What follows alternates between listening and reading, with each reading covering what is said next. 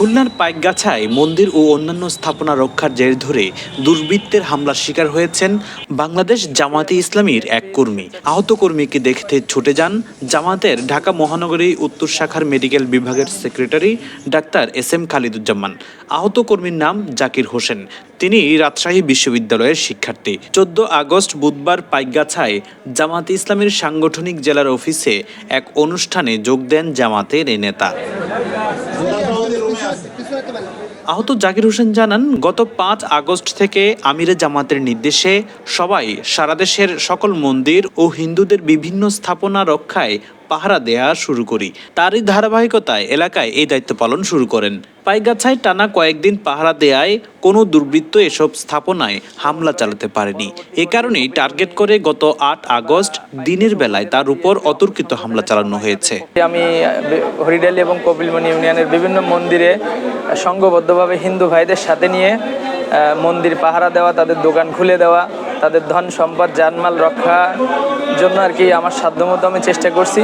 তো সেখান থেকে আর কি একটা দুর্বৃত্ত দল আমি বলবো আর কি, আমি তাদের আক্রোশে পড়ি এবং গত 8 আগস্ট মানে পিছন দিক থেকে আমার মাথায় আর কি শাবল দিয়ে আঘাত করার পরে আমি আর কি আহত হই। এটা হচ্ছে ঘটনা। তো মূল ঘটনাটা হচ্ছে আমি যে মানুষের জানমাল রক্ষার জন্য হিন্দু সম্প্রদায়ের ভাইদের পাশাপাশি বাজারে কপিলমুনি একটা বড় বাজার, এখানে তাদের দোকানপাট খুলে দেওয়াতে আমার একটা বড় ভূমিকা ছিল। আমি ছাত্র সমাজের কে সাথে নিয়ে আমি এই দোকানপাট খুলে দেওয়া প্লাস তাদের জানমাল রক্ষায়, তাদের মন্দির, তাদের বসতবাড়ি রক্ষায় আমি তাদের পাশে ছিলাম।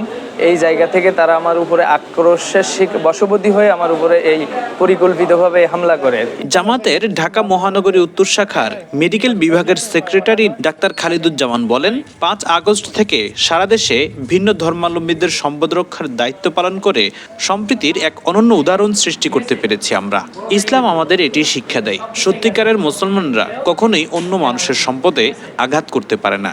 এটি ইসলামের আদর্শ নয়। আমাদের অনেক নেতাকর্মী মন্দির পাহারা দিতে গিয়ে হামলার শিকার হয়েছেন।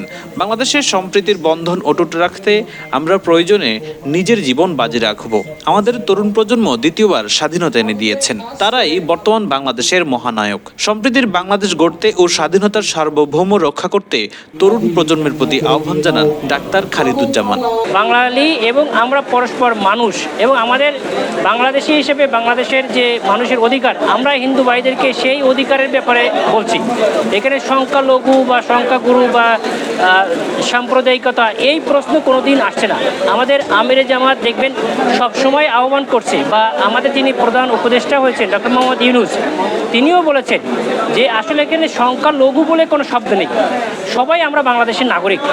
এখানে কিছু স্বার্থান্বেষী মহল যারা অন্য দলের লেজুর ভিত্তি করে আপনাদেরকে বিপদে নিয়ে যাচ্ছে, এই বিপদে আপনারা পা দিবেন না।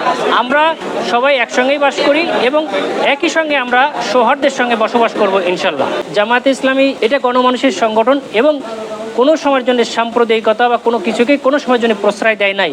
এটা মিডিয়ার মাধ্যমে যত জায়গায় যে হামলা হয়েছে, একটা জায়গায় কেউ প্রমাণ করতে পারে নাই যে এখানে জামায়াতে ইসলামী বা শিবিরের ছেলেরা আক্রমণ করেছে। বরং সারা বিশ্বে এখন এটা আলোচনার বিষয় হয়ে দাঁড়িয়েছে যে জামাত শিবিরের লোকজন কিভাবে মন্দির পাহারা দিয়েছে।